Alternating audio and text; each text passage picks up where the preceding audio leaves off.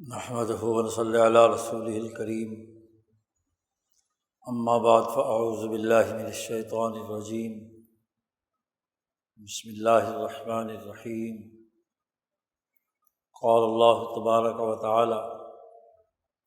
یا داود انا جعلناک خلیفۃ فی الارض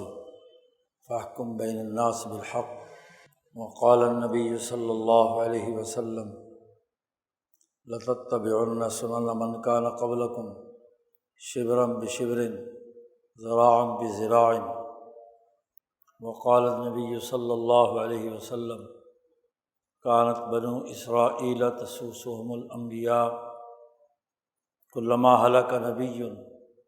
خلفہ نبی وانہ لا نبی بعدی سیکون خلفاء فیکثرون۔ وقال النبی صلی اللہ علیہ وسلم: لا تزال طائفة من امتی قائمین علی الحق لا یضرهم من خالفهم۔ صدق اللہ مولانا العظیم وصدق رسولہ النبی الکریم۔ معزز دوستو، دین اسلام کی رہنمائی قیامت تک کے لیے ہے۔ تمام انسان قیامت تک دنیا اور آخرت کی کامیابی دین اسلام کی تعلیمات سے ہی حاصل کر پائیں گے۔ انسانوں کا یہ دین انسانیت کی ترقی اور کامیابی کے لیے راستہ ہموار کرتا ہے۔ اس پر کسی خاص قوم، نسل یا علاقے اور خطے کی اجارہ داری نہیں ہے۔ یہ دین اسلام تمام اقوام عالم کے لیے ہے، تمام انسانوں کے لیے ہے۔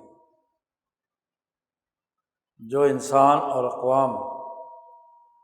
اس دین اسلام کی تعلیمات پر عمل کریں گے،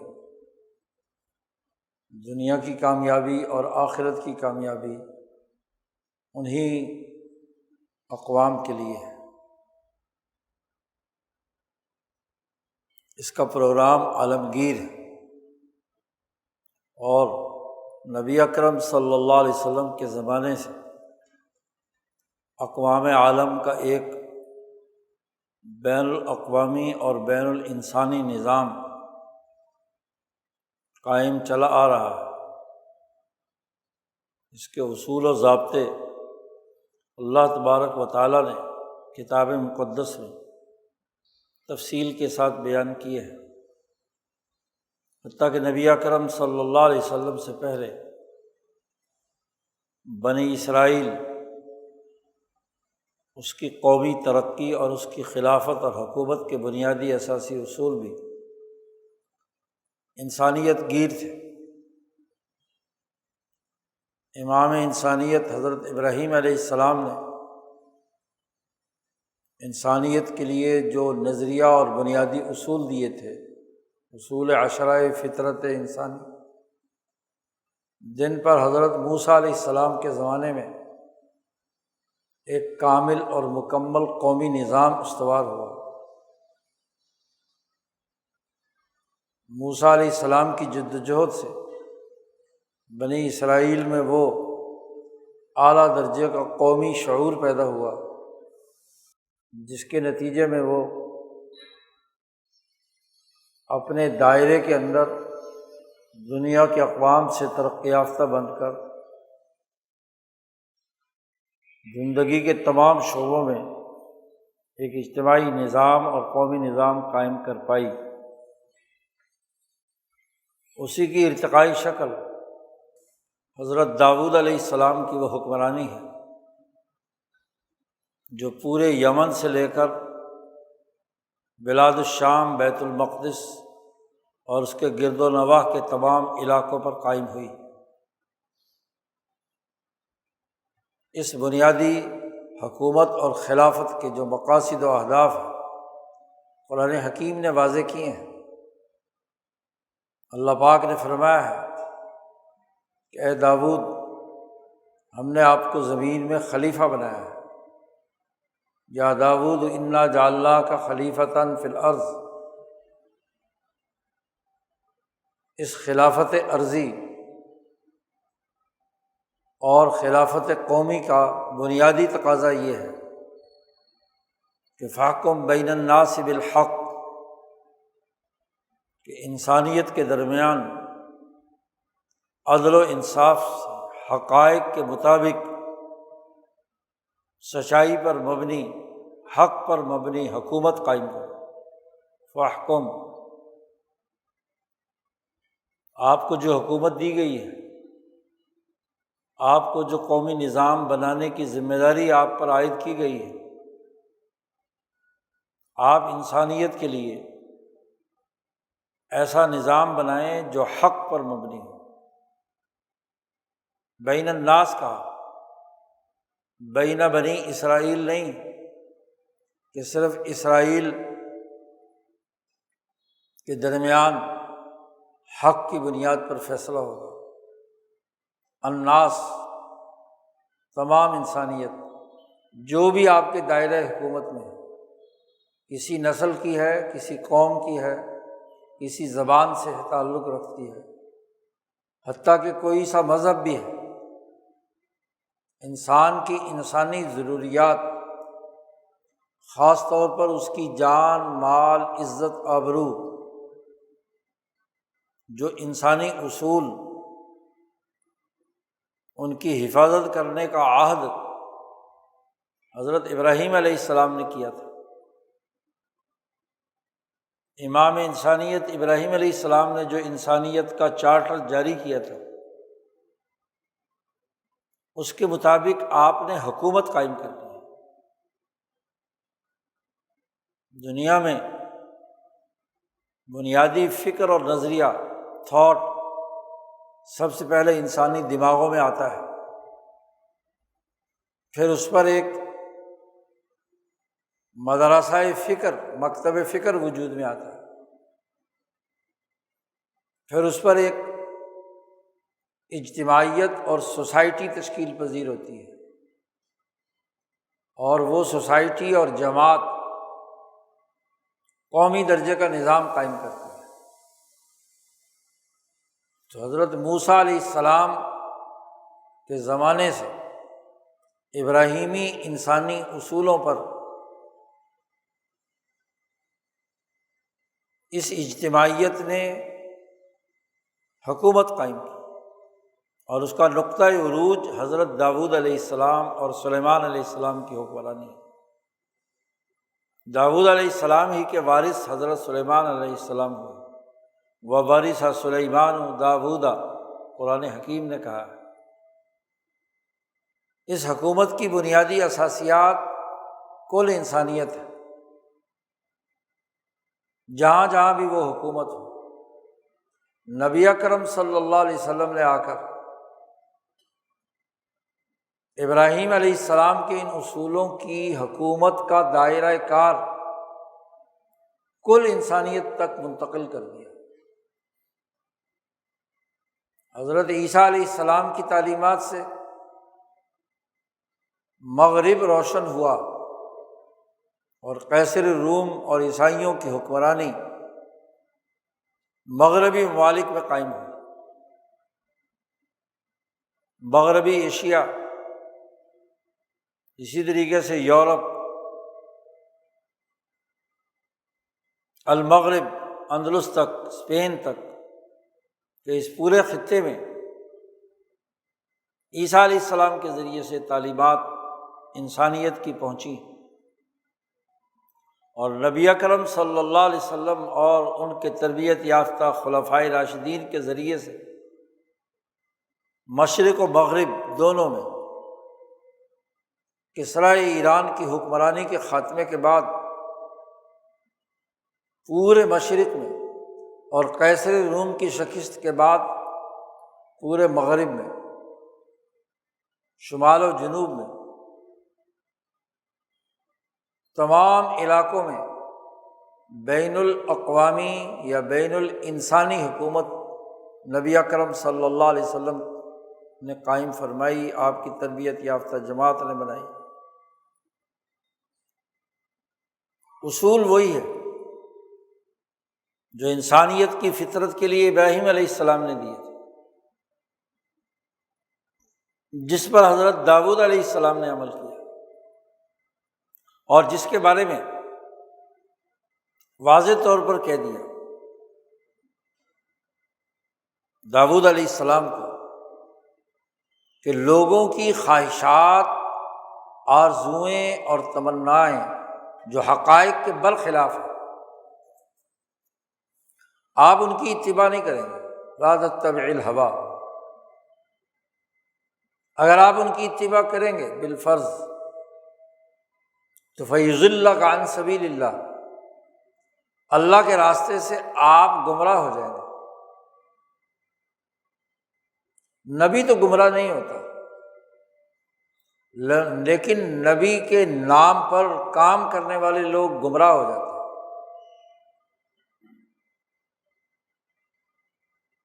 اسی طریقے سے بعینی ہی حضرت محمد مصطفیٰ صلی اللہ علیہ وسلم سے بھی یہ بات فرمائی گئی کہ انا جعلناک علی شریعۃ من الامر فاتبعها ولا تتبع اهواء الذین لا یعلمون۔ اے محمد صلی اللہ علیہ وسلم، آپ پر حکومت قائم کرنے کی جو شریعت نازل ہوئی ہے، جو ابراہیم علیہ السلام سے لے کر اب تک تسلسل کے ساتھ نظام چلا آ رہا ہے، اور اس کی جو بین الاقوامی ساخت شریعت محمدیہ کی صورت میں آپ پر آئی ہے، اس کی آپ اتباع کریں گے۔ اتبعها ولا تتبع اهواء الذین لا یعلمون، آپ اتباع مت کیجیے ان لوگوں کی خواہشات کی جو جانتے نہیں ہیں، علم نہیں رکھتے۔ اس صورت میں امت محمدیہ بھی اسی خطاب کی مستحق ہے جس خطاب کے مستحق بنی اسرائیل ہے۔ وہاں بھی داؤد علیہ السلام یا انبیاء میں سے کوئی آدمی اللہ کے حکم کی خلاف ورزی نہیں کر سکتا، اور یہاں بھی نبی اکرم صلی اللہ علیہ وسلم کہ حاشیہ خیال میں بھی یہ بات نہیں آ سکتی کہ آپ وہ لوگ جو علم نہیں رکھتے، حقائق سے واقف نہیں ہیں، ان کی خواہشات کی آپ پیروی کریں گے۔ آپ سے جب یہ کہا جا رہا ہے کہ آپ نے اتباع نہیں کرنی، ولا تتبع، تو مطلب یہ ہے کہ جو محمد صلی اللہ علیہ وسلم کو ماننے والے ہیں ان کی بات ہو رہی ہے۔ جیسے داؤد علیہ السلام کو ماننے والوں سے کہا جا رہا ہے، اور اس جملے میں داؤد علیہ السلام کی طرف نسبت رکھنے والوں کی جو صورتحال ہے اس کو بیان کیا جا رہا ہے۔ بعینی ہی جو محمد صلی اللہ علیہ وسلم سے نسبت رکھنے والے ہیں ان کے بارے میں کہا جا رہا ہے۔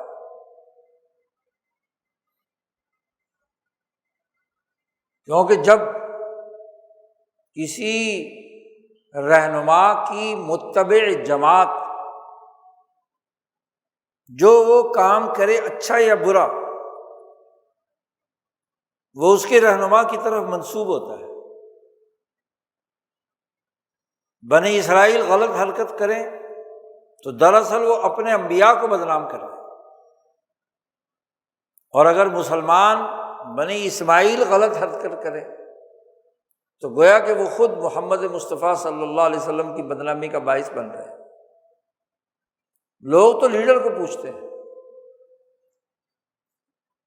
رہنما کی بنیاد پر شناخت ہے۔ جتنے نبی اکرم صلی اللہ علیہ وسلم پر ایمان لانے والے ہیں وہ محمدی ہیں، اور جو لقب ابراہیم علیہ السلام نے رکھا تھا مسلمان ہونے کا، اسے اختیار کیے ہوئے۔ اور جتنے حضرت موسیٰ علیہ السلام یا داؤد علیہ السلام کو ماننے والے ہیں وہ بنی اسرائیلی ہیں، وہ موسوی، داودی اور یہودی ہیں، اور یہودیت کا آغاز بھی داؤد سے ہوا ہے۔ حضرت اسرائیل علیہ السلام، یعقوب علیہ السلام، ان کے جو 12 بیٹے تھے،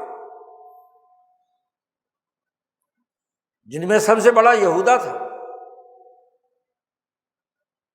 اور سب سے آخر میں بنیامین سے بڑے یوسف علیہ السلام تھے۔ نبی تو ان میں سے صرف یوسف تھے، لیکن بعد میں یوسف علیہ السلام نے جو اجتماعیت قائم کی، آپ کی وجہ سے قائم ہوئی،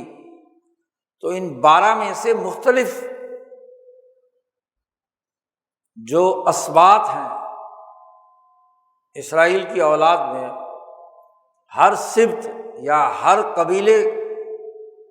میں انبیاء آتے رہے۔ تو داؤد علیہ السلام یہودا کی اولاد میں سے، سلیمان بھی یہودا کی اولاد میں سے، یعنی نسبی رشتہ حضرت داؤد علیہ السلام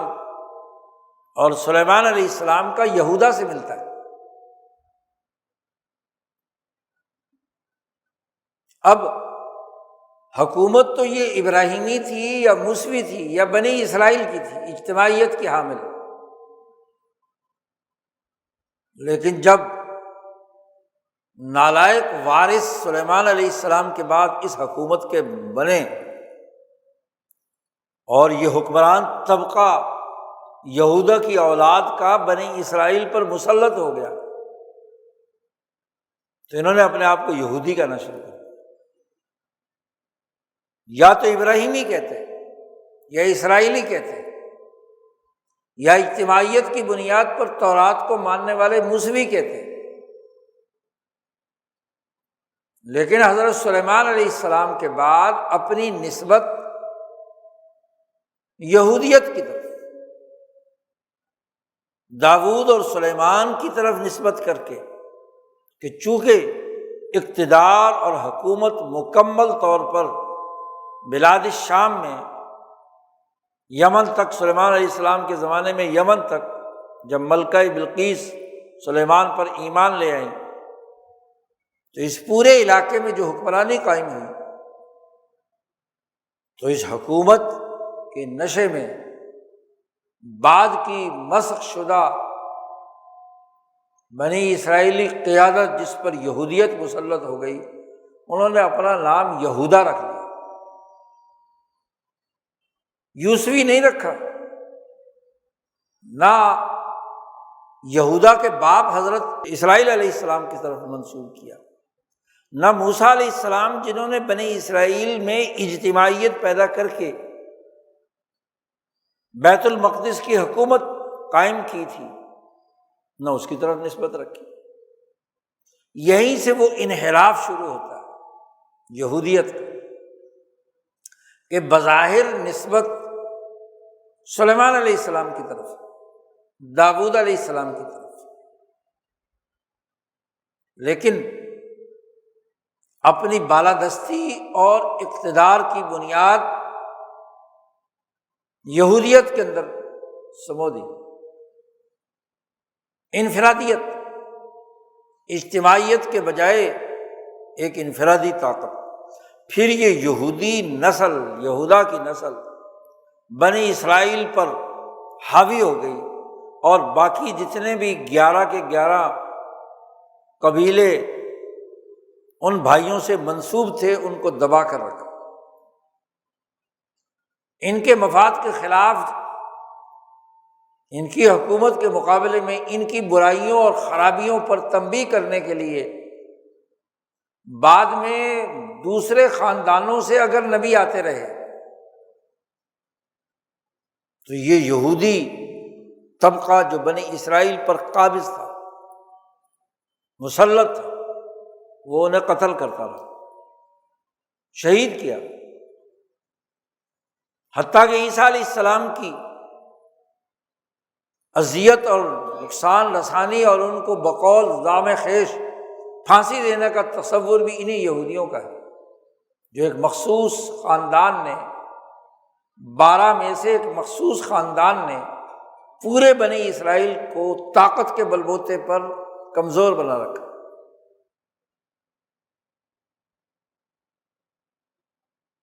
یحییٰ علیہ السلام، زکریا علیہ السلام، اور پتہ نہیں کتنے انبیاء قرآن حکیم بیان کرتا ہے، واقعات بیان کرتے ہیں کہ بنی اسرائیلی ہیں تو بنی اسرائیلی انبیاء،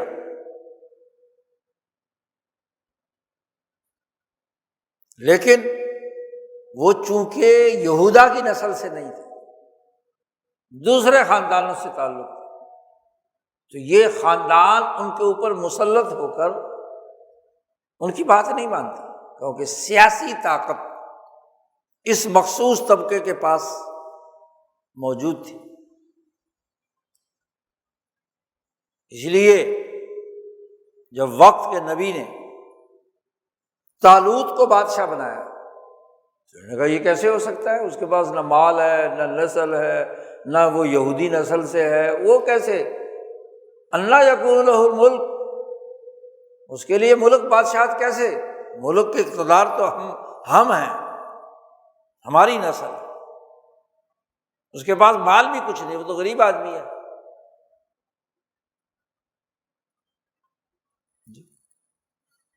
اسی طریقے سے باقی انبیاء جو بعد کے ہیں، تو یہ بڑی بنیادی بات یہودیت کے تسلط کی ہے۔ تو خاص طور پر داؤد علیہ السلام سے یہ بات کہی گئی کہ طالوت کے بعد داؤد علیہ السلام حکمران بنے، جو نبی بھی ہیں، صحیح اور درست بھی ہے، ان سے پہلے مسخ ہو چکی تھی یہودیت،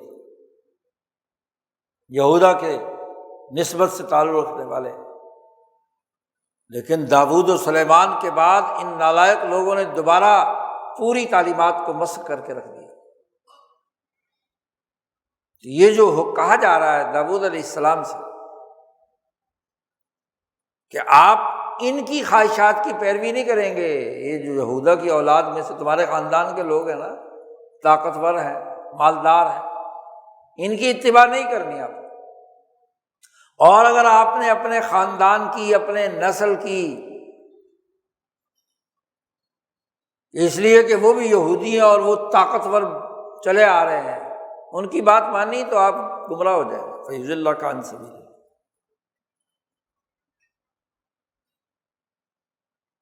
اسی طریقے سے بنی اسماعیل اور وہ تمام لوگ جو نبی اکرم صلی اللہ علیہ وسلم پر ایمان لانے والے، ان کے بارے میں بھی یہ بات واضح کر دی کہ حق کے خلاف انسانیت دشمنی کا کوئی بھی تم نے حکم جاری کیا، اتھارٹی قائم کی، کوئی رائے قائم کی، فتویٰ دیا، کوئی تعلیمات بیان کی جو خواہشات پر مبنی، تو تمہیں ان خواہشات کی پیروی نہیں کرنی۔ اب ایک طرف بنی اسرائیل ہیں، یہودی نسلیں ہیں، اور دوسری طرف بنی اسماعیل اور ان سے وابستہ عرب اقوام، ان دونوں کے بارے میں ایک بڑی واضح بات بیان کر دی، اور پھر عربوں اور مسلمانوں کی انحراف کی بات خود نبی اکرم صلی اللہ علیہ وسلم نے بیان کر دی، بلکہ اس سے پہلے قرآن نے کہی کہ وَإِن تَتَوَلَّوْا يَسْتَبْدِلْ قَوْمًا غَيْرَكُمْ ثُمَّ لَا يَكُونُوا أَمْثَالَكُمْ، اگر تم انسانیت کے اس عالمگیر پیغام سے تم نے روگردانی کی تو پھر اللہ پاک ایک اور قوم کو لے آئے گا، اور جو تمہاری طرح کی نہیں ہوگی، تم عربوں کی طرح نہیں ہوگی، تمہیں تو حکومت اور اتھارٹی انسانیت کے لیے دی گئی، حق کے لیے دی گئی، اور اگر تم اس سے روگردانی کرو گے تو تمہاری جگہ پر اور قوم تبدیل کر دی جائے گی، اور ثم لا یکونوا امثالکم۔ اب ذرا ان دونوں کو سامنے رکھیے، اور پھر وہ حدیث سامنے رکھیے جس میں نبی اکرم صلی اللہ علیہ وسلم نے فرمایا کہ لَتَتَّبِعُنَّ سُنَنَ مَنْ كَانَ قَبْلَكُمْ، صحابہ کو مخاطب کر کے کہا کہ تم عرب لوگ، تم قریشی، جتنے بھی جزیرۃ العرب پر رہنے والے مسلمان، تم ضرور بھی ضرور اتباع کرو گے اپنے سے پہلے لوگوں کی، شبرم بشبرن، ایک گٹھ اگر انہوں نے انحراف کیا ہے تو تم بھی ایک گٹھ انحراف کرو، ذراعًا بذراع، ایک ہاتھ انہوں نے انحراف کیا ہے تو تم بھی ایک ہاتھ انحراف کرو۔ یہ اس وقت بولا جاتا ہے کہ دونوں میں مطابقت، حتیٰ کہ ایک روایت میں کہا حذو النعل بالنعل، جیسے جوتا جوتے کے برابر ہوتا ہے۔ ایک صحیح انسان جو صحت مند ہے اس کے دونوں جوتے ایک ہی سائز کے ہوتے ہیں، ان میں کوئی فرق نہیں ہوتا، اتنا ہی۔ مطلب یہ ہے کہ وہ اگر گٹھ انحراف کیا تو تم بھی گٹھ، انہوں نے ایک ذراع انحراف کیا تو تم نے بھی ایک ذراع اختیار کیا۔ حتیٰ کہ نبی اکرم صلی اللہ علیہ وسلم نے فرمایا کہ اگر وہ کسی گوہ کی کھڈ میں داخل ہوئے تھے تو تم بھی لدخلتم فیہ، تم بھی داخل ہو۔ کسی شیطانی کے لیے کسی کھڈ میں بھی داخل ہونا پڑا انسانیت کو نقصان پہنچانے کے لیے، انہوں نے اگر یہ حرکت کی ہے تو تم بھی ضرور کرو۔ تو صحابہ نے پوچھا یا رسول اللہ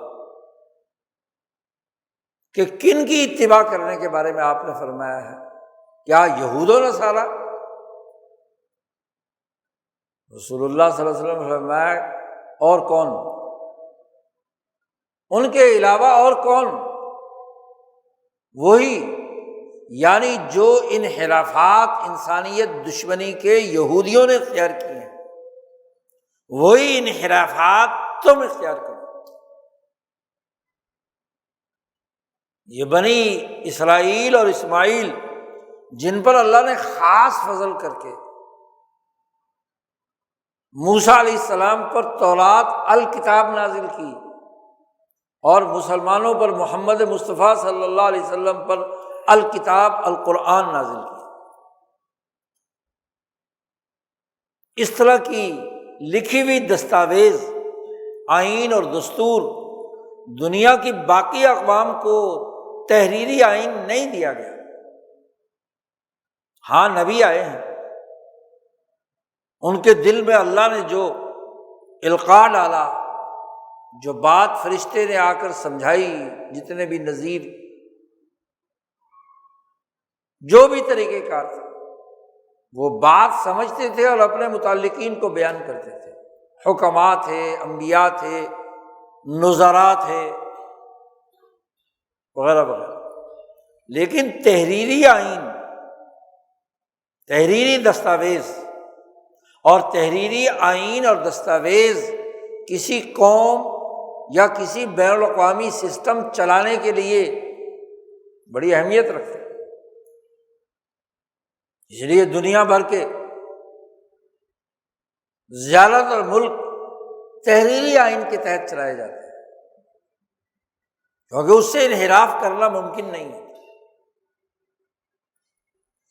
تو ان دونوں قوموں کو تحریری آئین دیا گیا، الکتاب دی گئی۔ موسیٰ علیہ السلام پر بھی الکتاب کے نزول کا قرآن نے تذکرہ کیا، اور نبی اکرم صلی اللہ علیہ وسلم کو بھی القرآن کتاب کی صورت میں دی۔ اب تحریری ہدایات اور آئین و دستور کے باوجود اس سے انحراف کرنا، انسانیت کے حقوق کو توڑ دینا، یہ سب سے بڑا جرم۔ اور پھر یہ بھی فرما دیا کہ جیسے الکتاب رکھنے والے یہودیوں نے خواہشات کی پیروی کر کے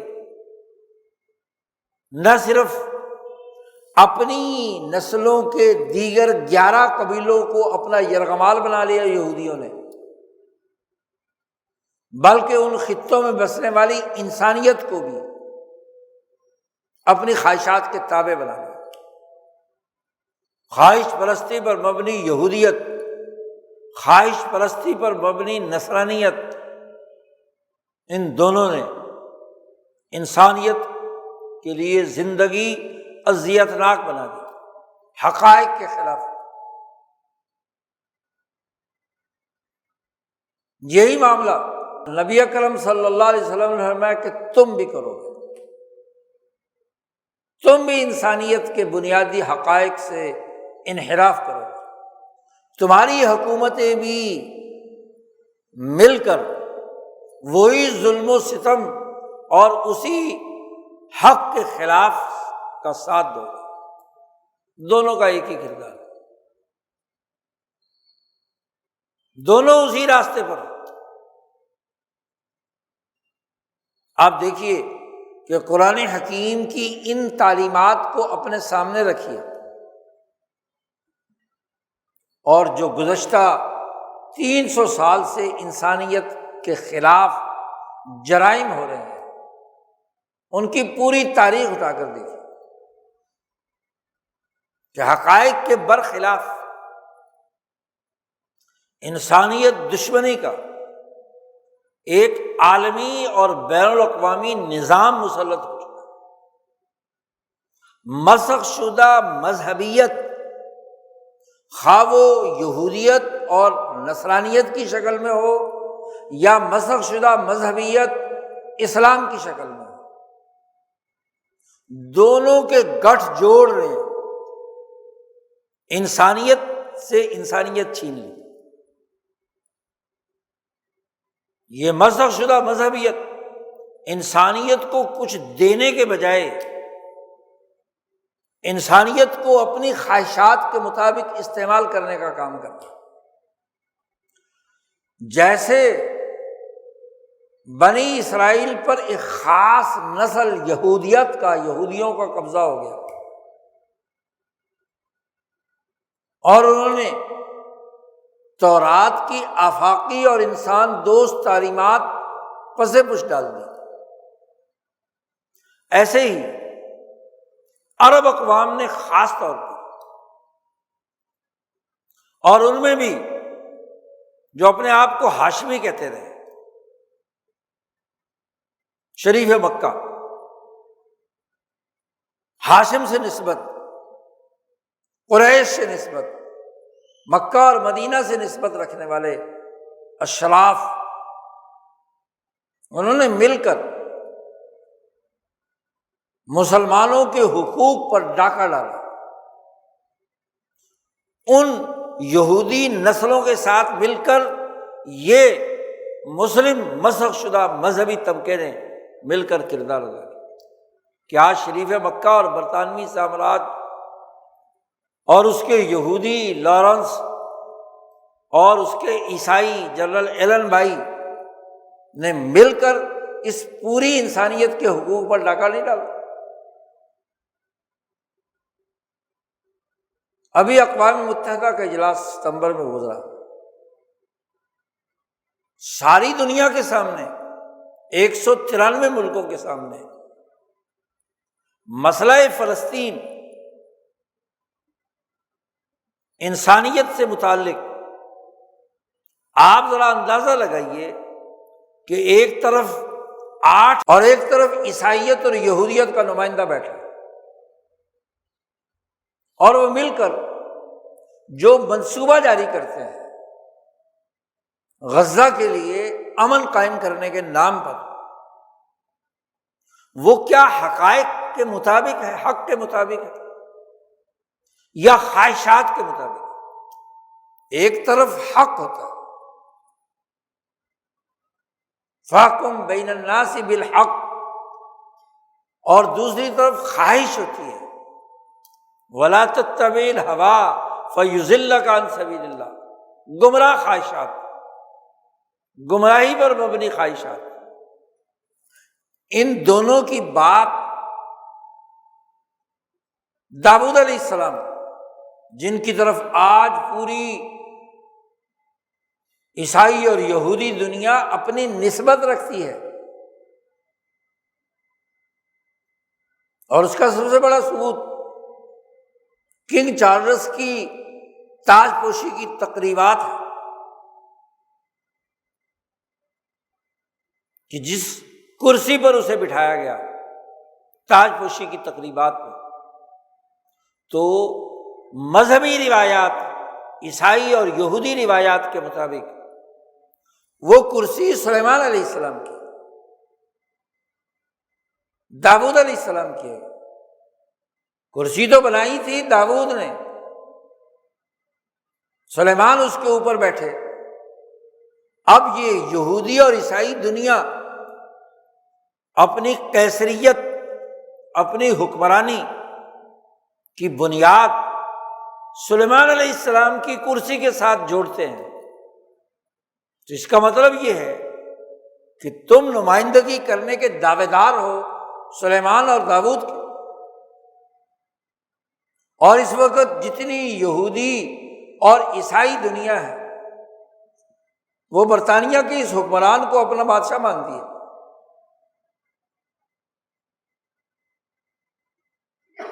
امریکہ کا حکمران طبقہ نہ بھی مانے، لیکن عیسائی دنیا اپنا اسے مذہبی رہنما مانتی ہے۔ یورپ سے جو بھی گیا ہوا ہے امریکہ میں، اسی کے سامنے سرنڈر کرتا ہے۔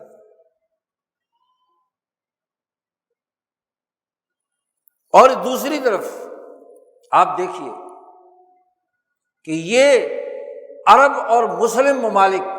جو عرب کے دم چھلا ہے، عربوں کے اعلی کا جتنے ممالک بنائے اقوام متحدہ نے مسلمان، وہ سب عربوں کے تابع ہیں۔ تو یہ عرب ملک اور ان کے سارے نمائندے ابراہیم کے نام پر، اسلام کے نام پر، محمد صلی اللہ علیہ وسلم کے نام پر شریعت محمدیہ جس کی اتباع کا حکم محمد صلی اللہ علیہ وسلم اور ان کی امت کو دیا گیا تھا، اس کے بجائے جس بات سے محمد صلی اللہ علیہ وسلم کو منع کیا گیا ہے، احوا الذین لا یعلمون ولا تتبعها، کہ ان لوگ جو علم نہیں رکھتے ان کی خواہشات کی پیروی نہیں کرنی ہے محمد صلی اللہ علیہ وسلم۔ وہ بیٹھ کر جو مسئلہ فلسطین کے بنیادی حقائق ہیں ان سے منہ موڑ کر ایک خواہشات پر مبنی 20 نکاتی منصوبہ جاری کر رہے ہیں، اور جاری بھی کون کر رہا ہے؟ خفیہ طور پر ان مسلمان ملکوں کے نمائندوں سے منوا کر یہودیت اور عیسائیت کے دونوں نمائندے نیتن یاہو اور ٹرمپ، وہ مشترکہ پریس کانفرنس میں وہ منصوبہ جاری کرتے ہیں، اور وہ اس بات کی پریس کانفرنس میں باقاعدہ پیغام جاری کرتے ہیں، اس بات کا پیغام جاری کرتے ہیں کہ مسلمان ملک بھی اس سے متفق ہے۔ اور ابھی ان کی پریس کانفرنس ہوئی نہیں، اور عرب ملک بشمول اس کا وزیر خارجہ بھی پریس کانفرنس کر رہا ہے کہ اللہ کی رضا کے لیے ہم نے یہ کام کیا ہے۔ بے حیائی کی انتہا ہے کہ حقائق کے برخلاف اللہ کی رضا خواہشات میں ڈھونڈی جا رہی ہے۔ بھائی مسئلہ فلسطین برطانیہ نے پیدا کیا، جو سلیمان اور داؤد کی طرف اپنی نسبت رکھتی ہے بادشاہ۔ 1917 میں زبردستی بیت المقدس پر قبضہ کیا گیا، 11 دسمبر 1917 میں، اور پھر برطانوی وزیر خارجہ اعلان بلفور کرتا ہے، اور پھر بعینی ہی وہی ڈرامہ جو لیگ آف نیشن نے 1920 کے بعد کیا،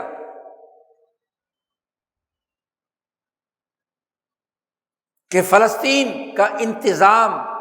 ایک انٹرنیشنل باڈی کے سپرد کر دیا جا رہا ہے۔ فلسطینی بھی یہاں حکومت نہیں کریں گے۔ پہلے تو ان کو یہی لالچ دیا گیا کہ تم اگر خلافت عثمانیہ کے خلاف بغاوت کرو گے تو تم فلسطینیوں کو ہم بیت المقدس میں تمہاری حکمرانی قائم کرا دیں گے۔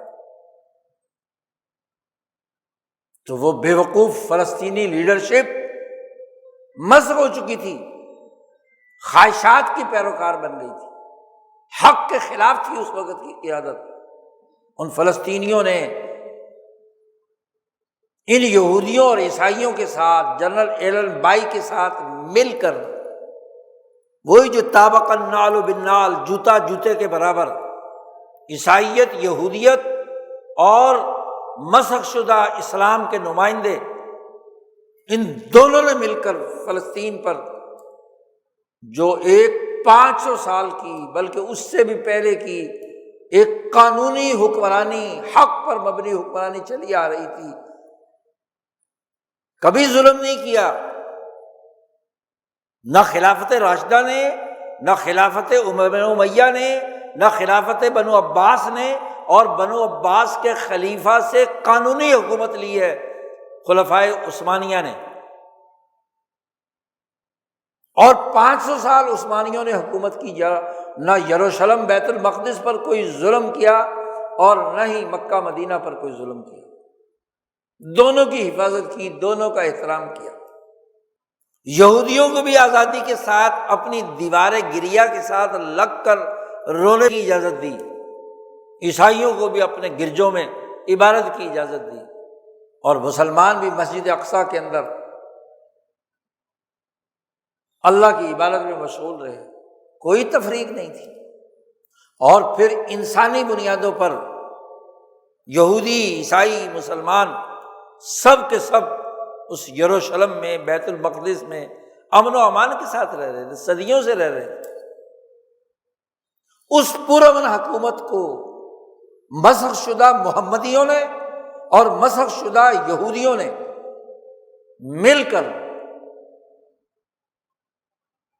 ان خلافت عثمانیہ کی حکومت کو ختم کیا۔ تب سے 1917 سے آج 2025 تک فلسطینی عذاب میں مبتلا ہے۔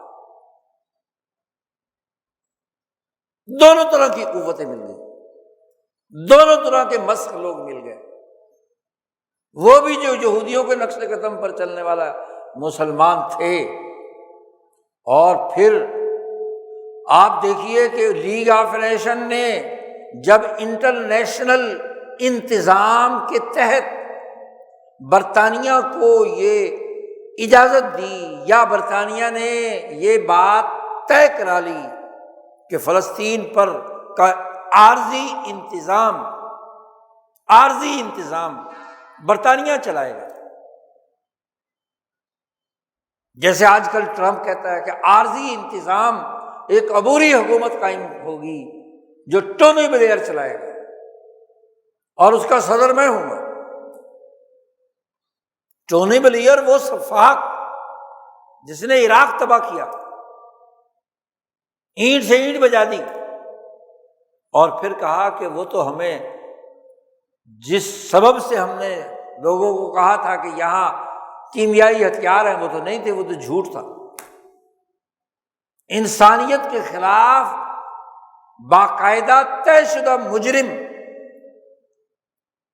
اس مجرم کو کیا ہے، اس عبوری کونسل کا چیف ایگزیکٹو بنایا جا رہا ہے۔ وہی جیسے برطانیہ نے 1920 میں برطانیہ کی سربراہی میں وہ کمیشن بنا تھا جس نے عبوری انتظام کرنا تھا فلسطین کا، اور اس عبوری انتظام میں 1948 تک 2% یہودیوں کی تعداد بڑھا کر باہر سے لا کر یہودیوں کو وہاں مسلط کیا گیا، بلکہ صہیونیوں کو مسلط کیا۔ مقامی انسان دوست یہودیوں کو بھی تباہ و برباد کیا، ان کی جگہ پر بھی قبضہ کیا۔ وہی جو سلیمان علیہ السلام کے بعد مسخ شدہ یہودیوں نے انسانیت کے خلاف جرائم کیے خواہشات کی بنیاد پر، وہی کام انہوں نے کیا یہود و نصارہ نے، اور اس میں پوری کی پوری مدد 1948 تک مسخ شدہ عربوں نے دی۔ آج دستاویزی ثبوت موجود ہے۔ میک موہن جو مصر میں بیٹھا ہے اور پورے جزیرۃ العرب پر، اور ریڈ سی کاکس جو کویت میں بیٹھا ہے، دونوں نے مل کر عربوں کو، عرب سرداروں کو، قبیلوں کو اسی طرح یرغمال بنایا، اسی طرح پٹایا جیسے یہودیوں نے باقی قبائل کو پٹا کر خواہشات کا نظام قائم کیا۔ خواہشات ابھاری، قبائلی جنگیں شروع کی، خلافت عثمانیہ کے خلاف ان قبیلوں کو، عرب قبیلوں کو ابھارا، اور پھر ان کی آپس میں لڑائی کرائی۔ ایک طرف شریف مکہ سے بغاوت کرائی کہ تجھے ہم مکہ مکرمہ اور عرب کے پورے جزیرۃ العرب کا تجھے خلیفۃ المسلمین بنا دیں گے، اور کہا خلافت تو ہاشمیوں کا حق ہے کیونکہ یہ محمد صلی اللہ علیہ وسلم کی نسل سے ہے، ہاشمی کا کام ہے کہ حکومت سنبھالے۔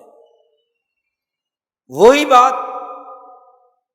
جو یہودیوں کے اندر بڑے بیٹے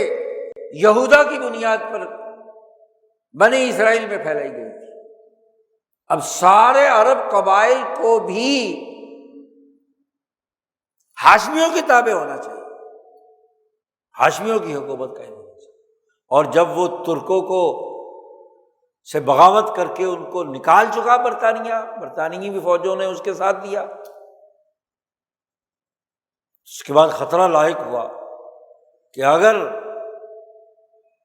مکہ اور مدینہ پر اس ہاشمی خلافت کو ہم نے قائم کر دیا تو کل کو یہ خطرہ ہوگی کہ دنیا میں ایک نئی ہاشمی خلافت کو دنیا بھر کے تمام مسلمان مان لیں گے۔ اس طرح مسلمانوں کی ایک اجتماعیت قائم ہو جائے۔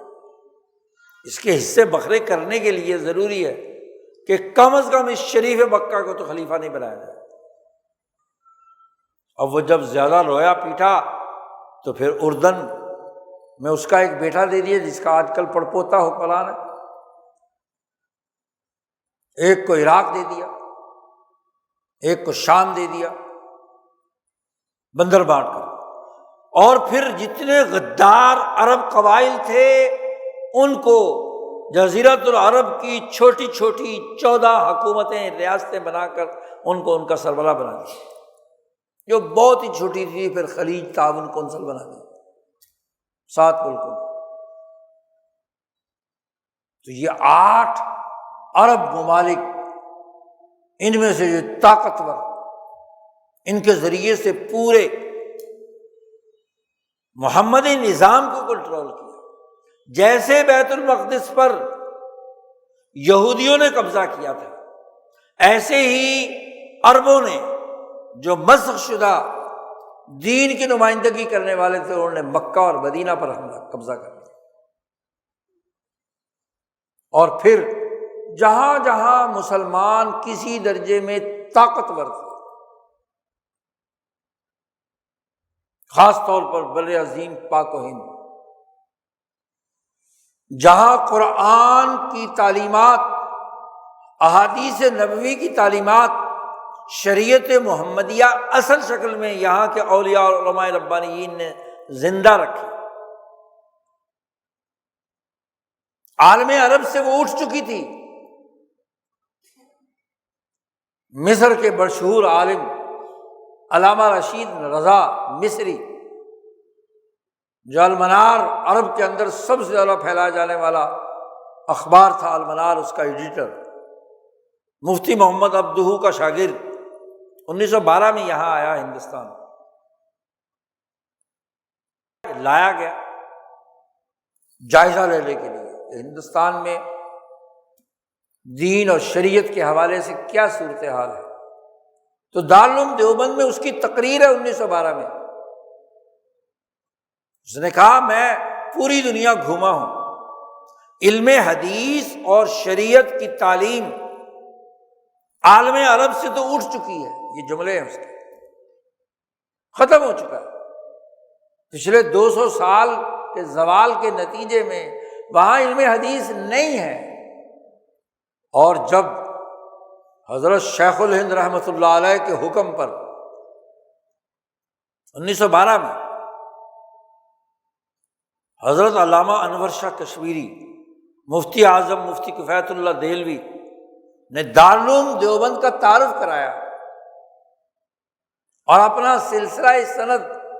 بیان کیا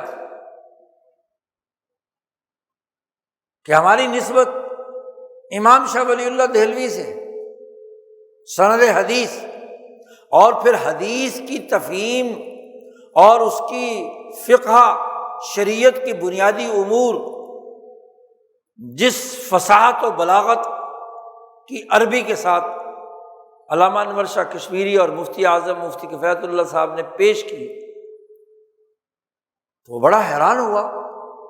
کہ عالم عرب سے تو یہ دین ختم ہو چکا ہے، یہ شریعت ختم ہو چکی ہے۔ میں ہندوستان میں بھی گھوما، مجھے اگر خالص اور صحیح شریعت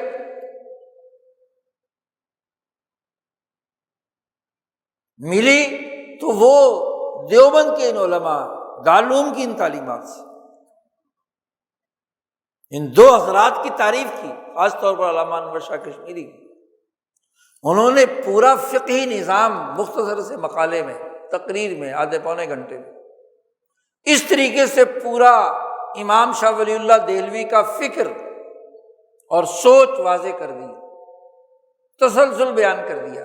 شاہ صاحب کب پیدا ہوئے، کیا کیا کام کیے، کون کون سی کتابیں لکھی۔ مصوّع جو شاہ صاحب کی کتاب ہے، جس میں احادیث اور فقہ شافعی اور فقہ حنفی، باقی تمام فقہوں، مالکی فقہ تو موطا کا حصہ ہے، اس کی بنیاد پر جو فہم حدیث کا، دین کے علم و شعور کا جو تذکرہ بیان کیا ہے، اس کا قانونی حیثیت بیان کی کہ شاہ صاحب نے احادیث اور آیات کے مجموعے سے فقہ کے 3 بنیادی اصول اور ضابطے، جس سے انسانی معاشروں کی قانونی تشکیل ہوتی ہے، تحقیق المناط، تخریج المناط اور تنقیح المناط، اجمالی ذکر کیا، اور پھر ہر کی تینوں کی لاجواب تعریف کی کہ یہ تحقیق المناط ہے، یہ تخریج المناط ہے،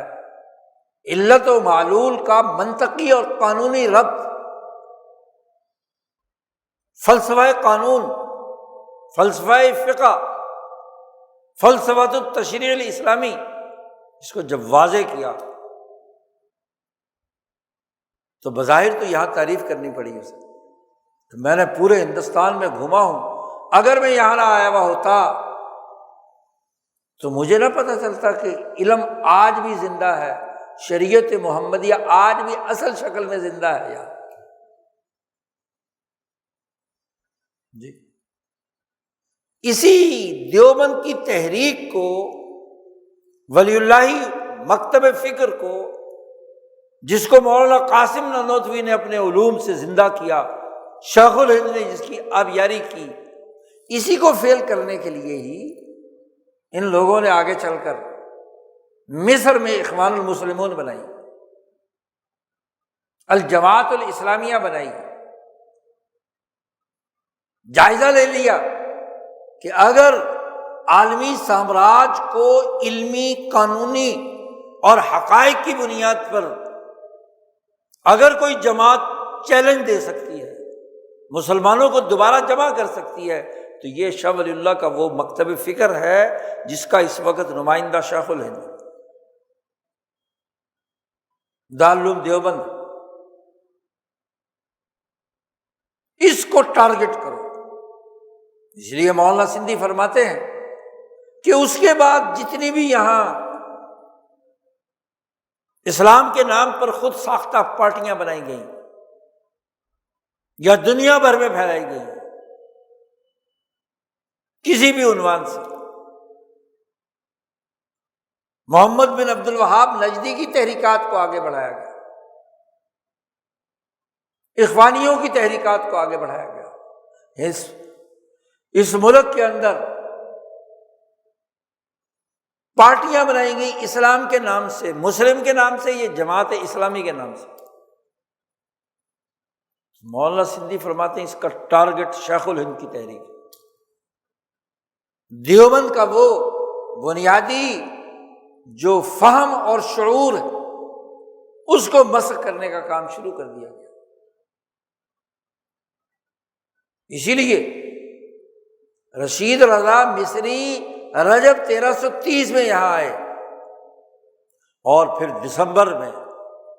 1912 میں گورنر یو پی کہتا ہے نوابوں سے کہ مجھے دیوبند کا دورہ کرنا ہے، میں نے دارالعلوم دیوبند کا دورہ کرنا ہے۔ وہ نواب جو اثر انداز ہونے کی پوزیشن میں تھے ان کے دباؤ پر اس نے دورہ کیا اور ٹارگٹ کر رہا ہے شیخ الہند کو۔ کہتا ہے ہیڈ مولوی مجھے پتا ہے کہ میری اس تقریر میں نہیں آیا، تم لوگ ذکر اذکار کیا کرو، روحانیت کی بات کرو، اخلاقیات کی بات کرو تو حکومت برطانیہ تمہارا تمام خرچہ برداشت کرے گی، لیکن پولیٹیکل معاملات میں تم دخل نہیں دو گے۔ قانون بنانے، قانون کا اطلاق کرنے اور اس کی بنیاد پر کسی حکومت اور سیاست کی باتیں نہیں کرو گے، یہ پولیٹیکل معاملات۔ ذرا ڈانڈے جوڑے جی، سامراج کا طریقہ یہی ہے کہ بہت اچھے خوشنما انداز میں لوگ وزٹ کرتے ہیں اور پھر ڈیٹا لیتے ہیں، اور ڈیٹا لینے کے بعد دوسری پارٹیاں آ جاتی ہیں اس کو فیل کرنے کے لیے جی۔ تو یہ کام تو عالم عرب سے آج بھی علوم نبوت کا فہم اور شعور وہاں کی یونیورسٹیوں، کالجوں، مدرسوں میں وہ پھسپھسا نظام جس سے چند آیات اور احادیث پڑھا کر اخلاقی واعظ کہا جا سکتا، دعائیں مانگنے پر لگا دو رسمی حلق سے اوپر، لیکن اس کا گہرائی میں جا کر قانون شریعت کو سمجھنا، اس کا فہم حاصل کرنا اور پھر اس کی اساس پر جو نظام مملکت اور حکومت قائم ہوتا ہے اس کی بات ہی نہ کرنا۔ حکومت اگر کوئی غلط کام کر رہی ہو تو اس پر تنقید نہیں کی جا سکتی۔ آپ دیکھیں وہ امام کعبہ شیخ صالح، جس کو صرف اس وجہ سے کعبہ کی امامت اور خطابت سے گرفتار کر کے جیل میں ڈال دیا گیا ہے، صرف اس وجہ سے کہ اس نے کہا کہ بھائی یہ جو انٹرٹینمنٹ کے نام سے سینما گھر کھل رہے ہیں، یہ جو عیاشی کے اڈے کھولے جا رہے ہیں، یہ دین کی شریعت کی تعلیمات کے سراسر خلاف ہے۔ وہ ذرا ذرا واز کہہ رہا تھا، وہ بھی خانہ کعبہ میں کھڑے ہو کر جمعے کے خطبے میں، ابھی اتر کر نیچے نہیں آیا کہ گرفتار کر کے اس کو جیل میں ڈال دیا۔ کیا مطلب ہے؟ تو شریعت کی اتباع ممنوع ہے، اور احواء الذین لا یعلمون، جو علم شریعت نہیں رکھتے، جو دین نہیں جانتے، ان کی خواہشات کی پیروی کری جا رہی ہے۔ قرآن کہتا ہے لا تتبع، اور یہاں کہتے ہیں اتبع احواء الذین لا یعلمون۔ ذرا اسی کو مزید پھیلا لو۔ بھائی فلسطین کی آزادی کے لیے جو وہاں کے حریت پسند تسلسل کے ساتھ کام کر رہے ہیں، اس کو فیل کرنے کے لیے تو حماس بنائیں گے۔ یہ وہی نمائندہ ہے ان تمام کی، اگر اس کا ہیڈ کوارٹر قطر میں ہے، اس کی تربیت اور رہنمائی یہاں سے ہے۔ خود اسرائیل حماس کے لیڈر یاسین کو، جس نے یہ بنائی تھی، اس کو تنخواہ دیتا رہا، پیسے دیتا رہا۔ تو ادھر بھی مسخ شدہ اسلام کے نمائندے اور ادھر بھی موسوی تعلیمات کی مسخ شدہ نمائندہ یہودیت، دونوں مل کر فلسطینی انسانیت کے لیے تباہی اور بربادی کا بیج بوتے رہے۔ 1920 سے لے کر اب تک ہر معاملے میں 1948 میں جو اقوام متحدہ کے کمیشن نے فیصلہ کیا وہ حق کے مطابق تھا، یعنی جو مسئلہ فلسطین کے حقائق ہیں وہ نظر انداز کر دیے جائے۔ پھر اوسلو معاہدہ ہوا، کیا عمل ہوا اس پر؟ آج یہ معاہدہ ہو رہا ہے، کیا عمل درآمد ہوگا؟ اختیارات جس کے ہیں انہوں نے فیصلہ کرنا ہے۔ پھر اس پوری صدی میں اس مسخ شدہ یہودیت نے انسانیت دشمن کردار ادا کیا ہے، اس پر دو لفظ بھی نہیں ہے۔ پچھلے 2 سال سے 7 اکتوبر سے لے کر دوبارہ اکتوبر آ چکا، اس 2 سال میں جو قتل عام ہوا ہے، جو نسل کشی ہوئی ہے، جس کو عالمی عدالت نے تسلیم کر کے نیتن یاہو پر باقاعدہ فرد جرم لگا دی، اقوام متحدہ نے تسلیم کیا کہ نسل کشی ہو رہی ہے، دنیا کے ممالک متفق ہیں، اس کا کوئی تذکرہ ہی نہیں ہے، اس کو کلین چٹ دے دی۔ اور پھر بدماشی اور انداز دیکھیے کہ اقوام متحدہ میں کھڑے ہو کر دنیا کا سب سے بڑا بدماش اقوام متحدہ خلاف زبان درازی کر رہا ہے۔ کہاں قانون، کہاں وہ ضابطہ؟ بھائی اقوام متحدہ کا وہ فارم جس پر دنیا بھر کے تمام ملکوں نے اس کا ایک آئین، دستور، ضابطہ، اس کا ایک نیشنز کے حقوق متعین کیے، حق کے خود ارادیت تسلیم کی، آزادی اظہار تسلیم کیا، ان کی صحت اور ان کے انسانی حقوق تسلیم کیے، ان کی دھجیاں فلسطین میں پچھلے 100 سال سے بکیری جا رہی ہیں، اور جس کی چھتری کے نیچے اقوام متحدہ یہ کام کر رہا ہے، آج وہی اقوام متحدہ اس منصوبے کے سامنے بظاہر اس وقت اگر کوئی رکاوٹیں کھڑی کر رہا ہے یا ان اصولوں کو یاد دلا رہا ہے، تو ٹرمپ صاحب کھڑے ہو کر اقوام متحدہ میں جوتے کی نوک پر رکھ رہے ہیں اقوام متحدہ، یہ بیکار ادارہ ہو گیا، یہ کچھ نہیں کرتا، یہ ہے وہ ہے، نہ فنڈ دینا، نہ اس کو باقی رکھنا، سارے فنڈ بند کر رکھے، 80% اس کے فنڈ چائنا دے رہا ہے، دوسرے ملک دے رہے ہیں۔ یہ یہودی اور مسخ شدہ مسلم ملکوں کی اجارہ داری کی بنیاد پر اقوام متحدہ ان کی لونڈی بنی ہوئی ہے، ان کے مفادات کی رکھوالی کر رہی ہے، ان کی رکھیل بین الاقوامی قانون کی دھجیاں بکھیری جا رہی ہے۔ دنیا کے دیگر ملکوں میں تو ہے ہی، جو مسئلہ آپ کے پلیٹ فارم پر ہے اس کی قراردادیں جو نہیں مانتا، پھر اس پورے 20 نکاتی منصوبے میں اقوام متحدہ ایک طرف ہے، اس کا کوئی حیثیت نہیں ہے، اس کو شامل ہی نہیں کیا۔ ایک خود ساختہ برطانوی اور امریکی لیڈر، ان کی نگرانی میں ایک عبوری کونسل قائم کی جائے گی،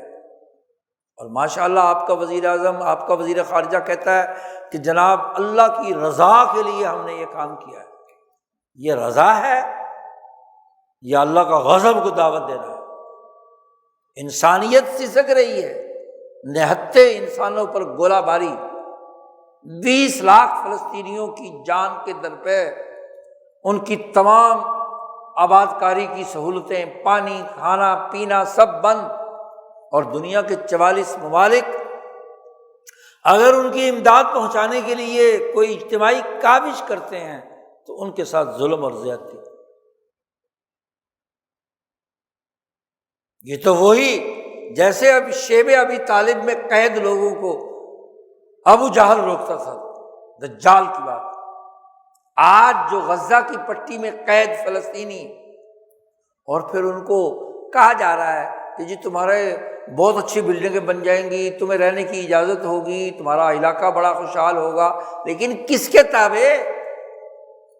فلسطینیوں کے تابع یا تمہارے مفادات کی اجارہ داری کے لیے؟ جی تو ادھر بھی حماس نمائندہ اسلام کے نام پر مسخ شدہ دین اسلام کی نمائندہ، عرب ملکوں کی پیدا کردہ پارٹی، اس کے جہاں جہاں جس ملک میں حماس کے پیدا کردہ دہشت گرد، خواہ وہ کسی نام سے ہو، داعش کے نام سے ہو، خلافت اسلامیہ کے نام سے ہو، جہاد کے نام سے ہو، فرقہ واریت کے عنوان سے ہو، اعلی کار داخل کر کے اس پورے کو سبوتاج کرنے کا عمل، اور اس طرف یہودیت مسخ شدہ، تو دونوں کی دونوں طاقتیں اور قوتیں فاحکم بین الناس بالحق کی خلاف ورزی اور شریعت محمدیہ کی خلاف ورزی کرتے ہوئے خواہشات کے پیروکار بنے، یہ سمجھنا۔ اب دو گروپ بن جاتے ہیں، مذہب کے نام سے جو مسخ شدہ مذہب کے نمائندے ہیں وہ کہتے ہیں نہیں جی فلسطین میں حماس کا اقتدار، غزہ میں اقتدار قبول کرنا ہوگا، جب تک حماس کو مطلب 2 سال کی جدوجہد بیکار ہو جائے گی، فلانا ہو جائے گی۔ ان کا ڈرامہ یہ، یعنی نسل پوری کی پوری مر جائے۔ عجیب بات ہے، 20 لاکھ کی کل آبادی ہے، 80% عمارتیں تباہ ہو چکی ہیں، چپے چپے پر اسرائیلی فوج موجود ہے، پھر بھی اسرائیل کے یہ رقمالی حماس کے قبضے میں ہے، تو کہاں رکھے ہوئے ہیں؟ کوئی آسمان پر انہوں نے کوئی جگہ بنا رکھی ہے قید کرنے کی، یا کہیں زمین کی کسی اس میں؟ عجیب بات ہے، پورا غزہ ان کے سامنے ہے، اور پھر بھی الزام ہے کہ حماس نے ہمارے قیدی پکڑ رکھے۔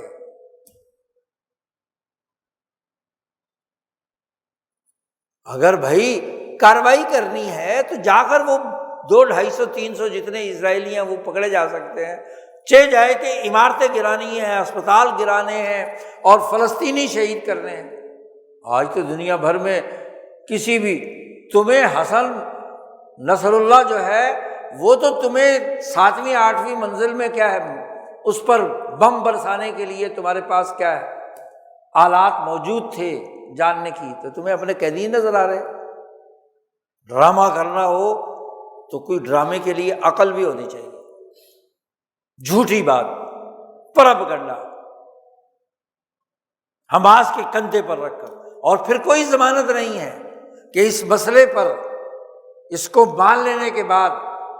پھر یہ دہشت گرد، ہاں جی امریکہ اور انہوں نے کہا جی عبوری کونسل اس وقت تک رہے گی جب تک کہ یہاں سے تمام دہشت گرد ختم نہ کر دیے جائیں، اور اس کی بھی پھر رپورٹ تیار ہوگی۔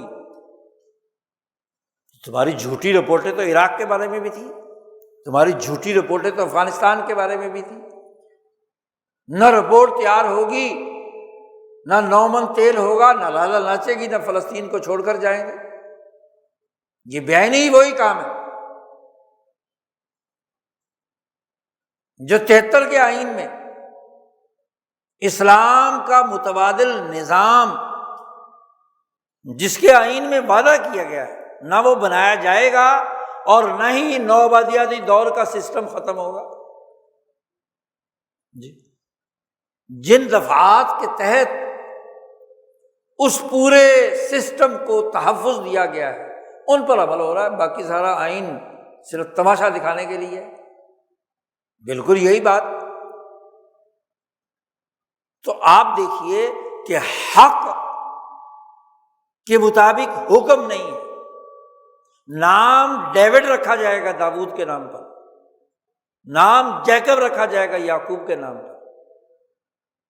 جی تو آپ دیکھیے نام داؤد کا اور داؤد کو بارے میں جو قرآن نے بات کہی ہے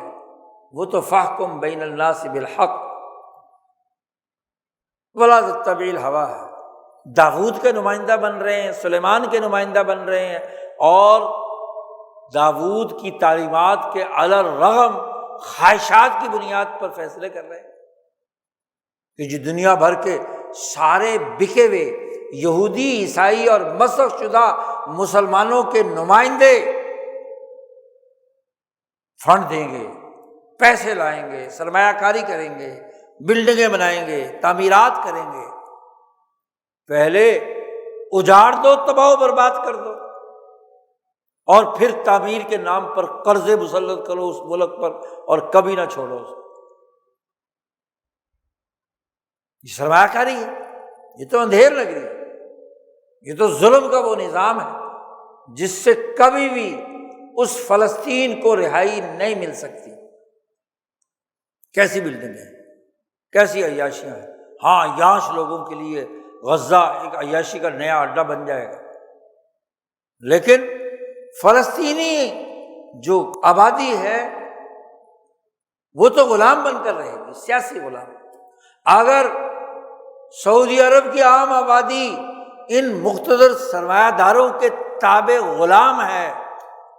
اگر پاکستان کی آبادی یہاں کے سرمایہ دار، جاگیردار اسٹیبلشمنٹ اور یہاں کے نمائندوں کی غلام ہے، تو کیا خیال ہے غزہ کے بارے میں؟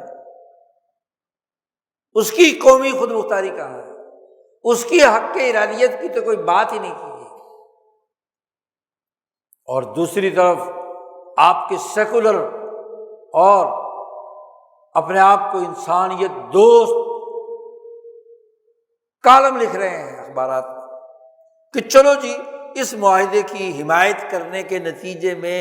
کم از کم جنگ بندی تو ہو جائے گی نا۔ یعنی غلاموں کو اتنا مارو، اتنا پیٹو، اتنا ظلم کرو، تو پھر آخری حل یہ کہ جی کم از کم یہ ظلم تو بند ہو جائے، باقی باتیں بعد میں دیکھی جائے گی۔ بعد میں کس نے دیکھنا ہے؟ جی وہ دوسری طرف ہمیں بھاشن دے رہے ہیں کہ حکومت نے بڑا اچھا کیا کہ اس نے اس ٹرمپ کے 20 نکاتی منصوبے کا استقبال کیا، اس کی حمایت کی۔ اس کا جو پہلا نقطہ ہے وہ بہت اچھا ہے کہ جنگ بندی ہونی چاہیے، دونوں امن سے رہنے چاہیے، حماس غیر مسلح ہو جائے، ہاں جی مذہبی طبقے کے لوگ ایسے ہی ہوتے ہیں وغیرہ وغیرہ، ان کے نام پر جو مذہب کی اصل تعلیمات ہیں ان کو مسخ کرنے کا بیڑا انہوں نے اٹھایا ہوا ہے اخبارات میں کالم، اور دوسری طرف مذہبی طبقہ حماس کی حمایت کے اندر کالم لکھ رہا ہے۔ دونوں ایک ہی پیج پہ، نتیجہ تو ایک ہی ہے نا۔ یہ سیکولرزم کی نام پر مذہب دشمن طبقہ اسی عالمی سرمایہ داری نظام کے 20 نکاتی منصوبے کی حمایت کر رہا ہے، اور مذہب کے نام پر حماس کے حمایتی اس کی مخالفت کے ذریعے سے حقیقی مسئلے کو اجاگر نہیں کر رہے، یہ کہہ رہے ہیں کہ حماس کو اقتدار دو۔ حماس کی بے وقوفی اور حماقت اور اعلی کاری نے تو یہ دن دکھائے ہیں فلسطینیوں کو۔ حق دیکھو، حقائق کیا ہے؟ حقائق کے مطابق یہ دونوں انتہا پسند گروپ، یہودیت کے یا مذہب اسلام کے نام کے یہ نمائندے، دونوں خواہشات کے پیروکار، نہ موسوی تعلیمات پر اصل یہ صہیونیت ہے، اور نہ ہی محمدی تعلیمات پر یہ نام نہاد مسلمان اور ان کے نمائندے اور حکمران طبقے۔ حقائق تو یہ ہے۔ جبکہ قرآن کہتا ہے داؤد علیہ السلام سے بھی اور محمد مصطفیٰ صلی اللہ علیہ وسلم سے بھی کہ لوگوں کے درمیان جو فیصلہ کرنا ہے وہ زمینی حقائق کی بنیاد پر، حق کی بنیاد پر، سچائی کی بنیاد پر، خواہشات کے مطابق نہیں۔ تو یہ ساری جتنی کاروائیاں ہیں یہ خواہشات ہیں، کچھ سیکولر طبقے کی، کچھ نام نہاد مذہبی طبقے کی، اور مسلمان اسٹیبلشمنٹ کے حکمران طبقوں کی۔ 7-8 دولت وہاں بیٹھے ہوئے ہیں، جو کچھ حکم دے رہا ہے وہ دنیا کا دجال، اس کو قبول کرتے جا رہے ہیں، سر ہلاتے جا رہے ہیں۔ تو یہ اس پوری صورتحال میں یہ آیات قرآنی اور احادیث نبوی ہمیں حقائق کی بنیاد پر چیزوں کو دیکھنے کا درس دیتے، شعور دیتے۔ اس لیے ادھر ہوں یا ادھر کے ہوں، یہ اعلی کار ہے، یہ انتہا پسند ہے، یہ مسخ شدہ ہے، مذہب کی تعلیمات کے بھی مسخ کرنے والے ہیں اور انسانی تعلیمات کو بھی تباہ و برباد کرنے والے ہیں۔ انسانیت کی بنیاد پر حقائق کا جائزہ لے کر رائے قائم کرنا، شعور پیدا کرنا، مسلمان اجتماعیت کو شریعت محمدیہ کے مطابق اپنی اجتماعیت قائم کرنا، یہ سب سے بڑی ضرورت ہے۔ اللہ تعالیٰ ہمیں قرآنی آیات اور احادیث اور دین کو صحیح طور پر سمجھنے کی توفیق عطا فرمائے، اور اعلی کار مذہب اور اعلی کار انسانیت کی خوشنما ناموں پر قائم مسلط نظام کو سمجھنے کی بھی توفیق عطا فرمائے۔ وآخر دعوانا الحمد للہ رب العالمین۔